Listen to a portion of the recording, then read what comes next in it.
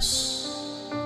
Maraming salamat po sa buhay at lakas na aming taglay, sa liwanag ng kaisipan at sa pagkakataong maipagpatuloy ang pag-aaral ng mga kabataan. Gabayan mo po ang bawat isa sa amin. Anuman ang bahagi na aming gagampanan, naway maging maayos at matagumpay ang pagtuturo at pag-aaral na aming gagawin sa araw na ito. Patawarin mo po kami sa aming mga pagkulang at pagkakasala. At sa aming paggawa, ikaw po ang aming makasama. Amen.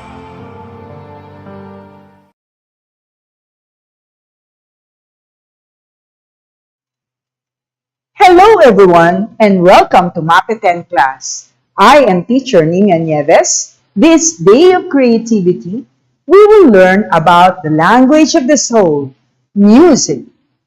It is indeed recognizable that music touches different features of life. The different sounds that we can hear are narrations of deep, meaningful stories. We use music to express our emotions and ideas. While you are safe at home, let us have a fun-filled discussion today. But before we start, let us first be reminded with our online etiquette.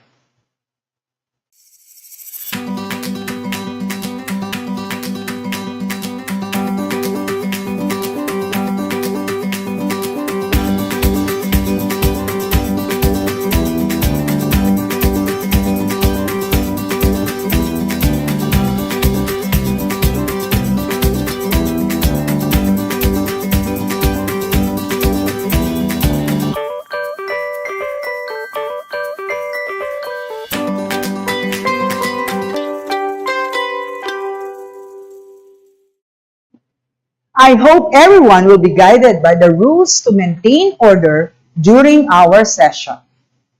So, allow me to give you the competencies that we are about to learn. Our objectives for today relates 20th century music to other forms and media during the same period. Performs music sample from the 20th century and evaluate music and music performances using guided rubrics. To set our readiness with our lesson today, we will set back a bit of the last episode of music we discussed yet weeks ago. Let us recall the two musical genres that discussed previously, Impressionism and Expressionism music. Choose whether the characteristic or example denotes Impressionism or Expressionism music. Number 1. Claude Debussy was the primary exponent of this movement and the focal point for other composers of this genre.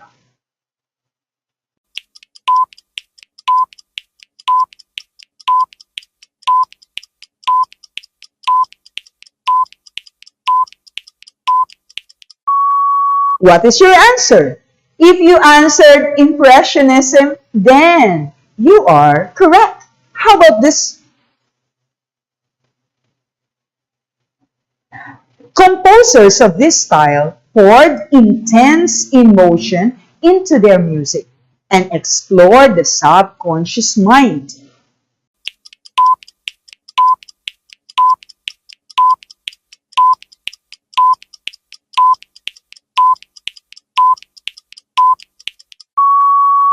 What is your answer? And the answer is Expressionism. Now let us have the next one. This style of music features a high level of dissonance, extreme contrast of dynamics, distorted melodies and harmonies, and extremes of pitch.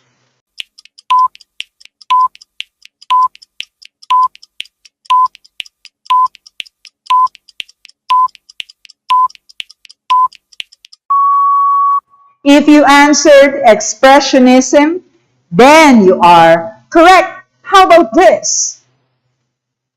An example of this musical genre is Ravel's Pavane for a Dead Princess, 1899, a slow but lyrical requiem.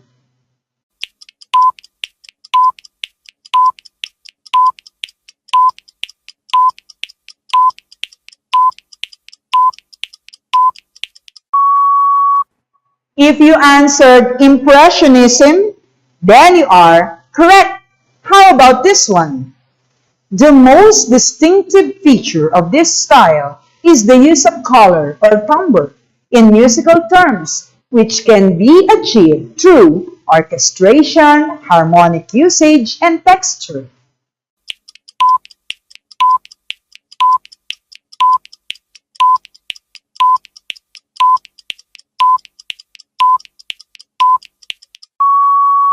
If you answered Impressionism, then you are correct. Did you get all the answers correctly? If you did, then that was great. You studied well. You have learned that Impressionism was the first movement to be introduced during the 20th century.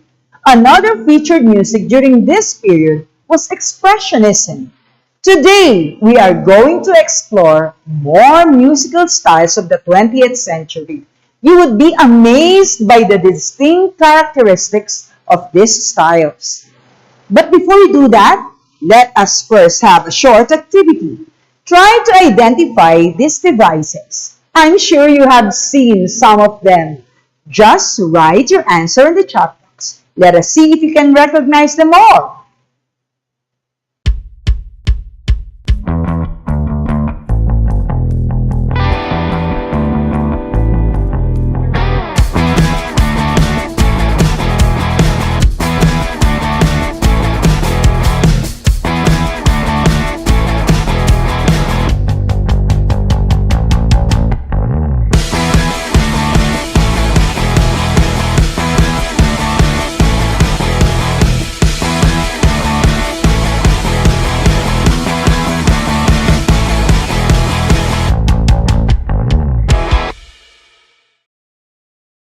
Did you get all the answers right?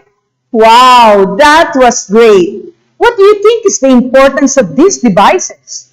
Yes, these devices have been increasingly used for creating and recording music that is meant to be added or replace sounds made with traditional instruments. By the way, did you listen to the background music? How do you feel when you listen to the background music? Are you happy, sad, excited, confused, or irritated? That is right. You may feel excited and happy when you hear the music. Now let me have your reaction when you listen to this music.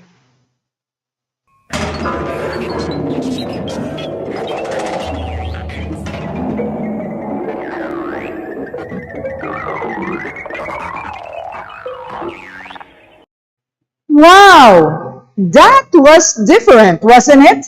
Uh-huh. Did we have the same reaction to the music? You may even wonder if that was music. Now listen to this again.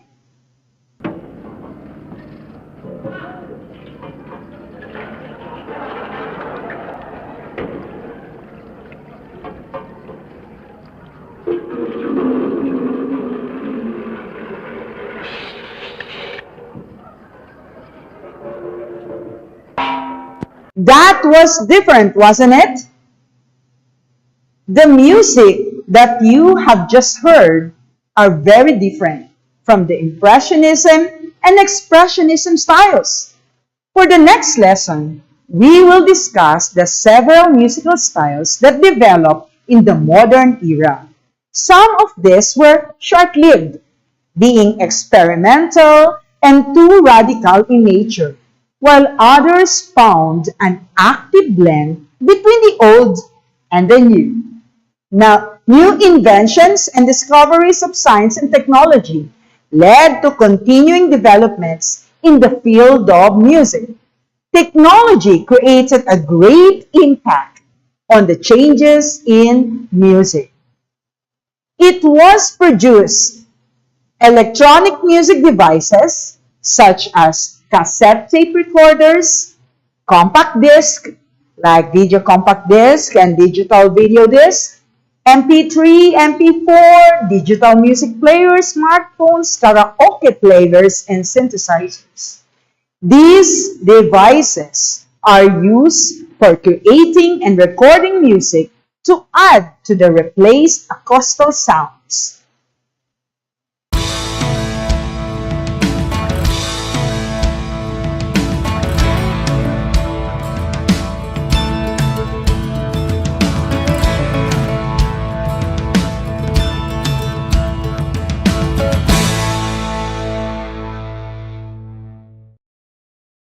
The instruments create sounds that we call electronic music. By definition, electronic music is music produced by any electronic device. It employs electronic musical instruments and electronic music technology in its production. The first electronic devices for performing music was developed at the end of the 19th century. Italian futurists explored sounds that had previously not been considered musical. During the 1920s and 1930s, electronic instruments were introduced. It evolved and developed using software and edited into different forms. It also included EDM or electronic dance music, house music, techno dubstep, and down-tempo. Have you heard electronic dance music? List down your favorite dance music with the title and the artist name. The music that uses a large recorder is called musique concrète or concrete music. Musique concrète, created in Paris in 1948, was based on editing together recorded fragments of natural and industrial sounds. Music produced solely from electronic generators was first introduced in 1953. The composer records different sounds that are heard in the environment, such as the bustle of traffic, the barking of dogs, the laugh of an infant, like this one. Listen.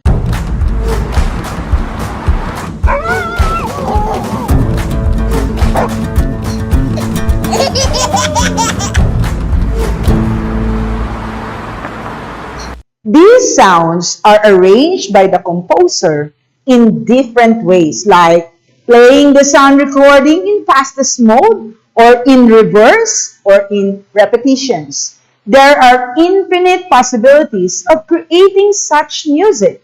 Listen to this.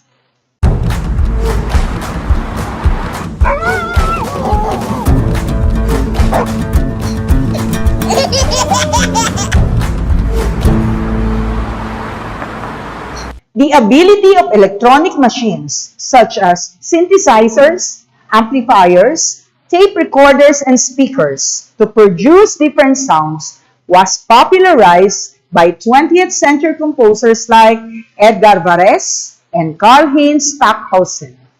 Let me introduce to you Edgar Varese. He was born December 22, 1883. He was considered an innovative French-born composer. However, he spent his life and career mostly in the United States, where he pioneered and created new sounds that border between music and noise. His musical compositions are characterized by emphasis on tambourine rhythm and organized sound. Varese used new instruments and electronic resources made him the father of electronic music, and he was also dubbed as the stratospheric colossus of sound. He died on November 6, 1965.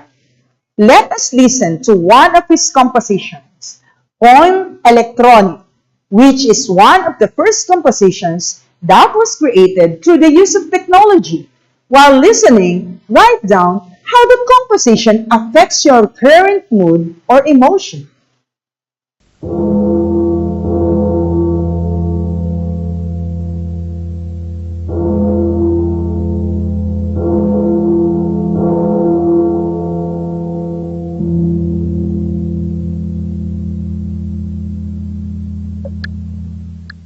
Another composer considered as a central figure in the realm of electronic music is Karl-Heinz Stockhausen. Born in Cologne, Germany, his music was initially met with resistance due to his heavily atonal content with practically no clear melodic or rhythmic sense. Still, he continued to experiment with music concrete. His works include Gruppen, a piece for three orchestras that move music through time and space; Hymnen, an ambitious two-hour work of juxtaposed songs and anthems from around the world; and Contacte, a work that pushed the tape machine to its limit. Let us listen to one of his compositions, Contacte.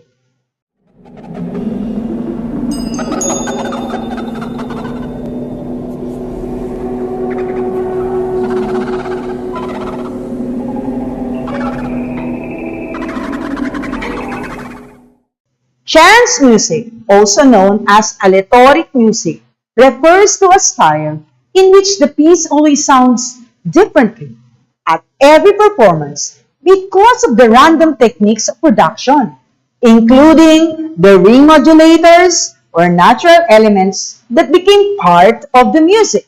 Most of the sounds emanate from the surroundings, both natural and man-made, such as honking of cars, rustling of leaves, blowing wind, dripping water, or ringing phone.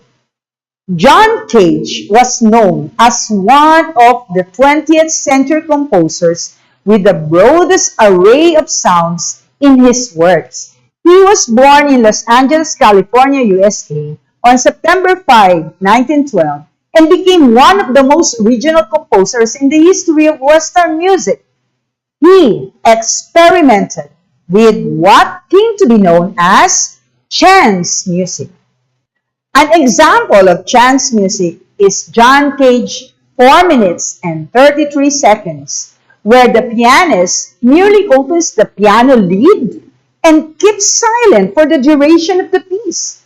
The audience hears a variety of noises inside and outside the concert hall amidst the screaming silence.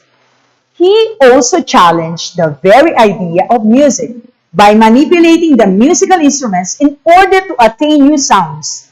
In one instance, he created a prepared piano where screws and pieces of woods and paper were inserted between piano strings to produce different percussive possibilities.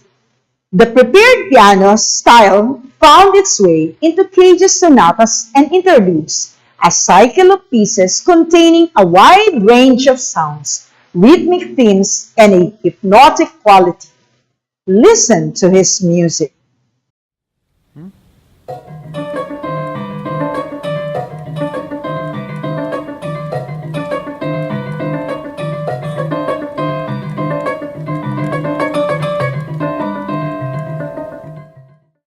In creating chance music, what other objects at home can you use to create sounds which are similar to the piece?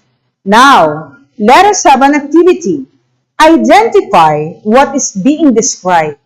Write your answer on the chat box.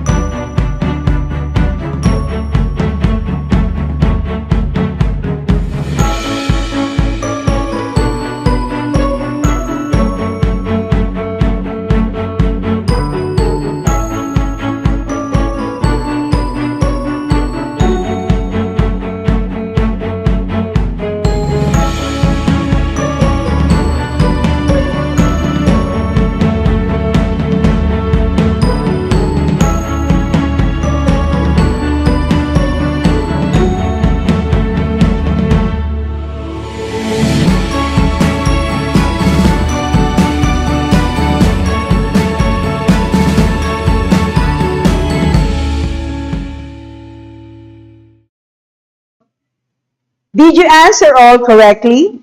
Good job! Now, for your performance task, you are going to make your own musical composition. We call this activity the quarantine music. Look around your home, find and choose all materials you wish to use as instruments for your chance music, like plastic bottles, kitchen utensils, pillows, spoon, fork, coins, school materials, and other materials that can produce sounds. Did you record your performance and highlight the sounds that your instruments create? This task may be more exciting if you include your family members as part of your orchestra. Create a title for your music and submit your video to your MAPE teacher. This criteria will guide you to bring out the best for your performance. The criteria for best performance are the following. When all the instructions are followed, maximum of 5 points. When the performance is with great amount of energy, focus, intensity, and conviction, 5 points. When the style and interpretation of performance is very clear and perfectly executed, maximum of 5 points. And when creativity and innovative improvisation is effectively done, maximum of 5 points. Finally, let us review what we have learned today. There are many very interesting musical forms of 20th century. These are the techniques and styles of electronic and chance music. Electronic music are musical compositions produced by electronic devices. Music that uses a recorder is called music concrete or concrete music. Chance music, also known as aleatoric music, refers to a style in which the piece only sounds differently at every performance because of random techniques of producing the sound. Edgar Varese and Karl-Heinz Stockhausen were composers of electronic music. John Cage was known for his chance music. These styles and genres of music can be heard and used today. Now let us have a quiz. He was known as the father of electronic music. Who was he?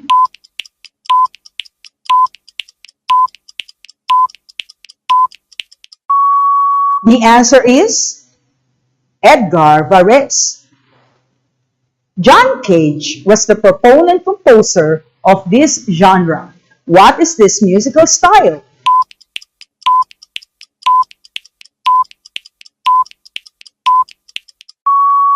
The answer is chance music.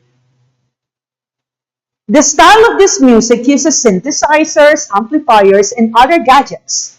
What style of music is this?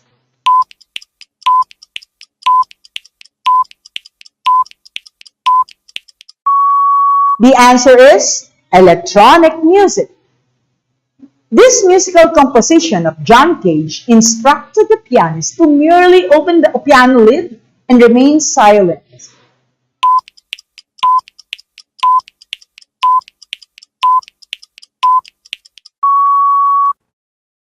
The answer is 4 minutes and 33 seconds. this style of music uses tape recording machines that record different sounds that are heard in the environment.